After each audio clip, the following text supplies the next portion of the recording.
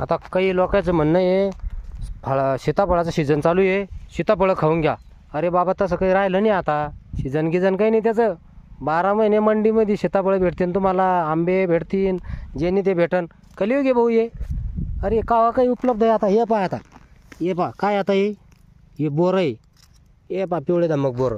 हो साडा पडेल. हे पहा तीच राहिले का चांगले पहा. हे पहा बोरीचं झाड आहे वर. आणि आता दिवस आहे पावसाळ्याची.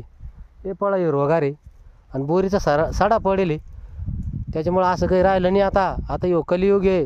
जिडं पाप करणे इडंच फेडणे. पहिला बाप आंबे लावित होता तर ताकुडं पोरं नातू आंबे खात होते. अरे आता आंबे लावले का 3 वर्षात त्याला हे खपके आंबे द्या. हां एवढ्याले आंबे द्या. आणि माणूस म्हातारं उस्तर आंबेच झाडं म्हातारी होऊन वाळून बी जात्या.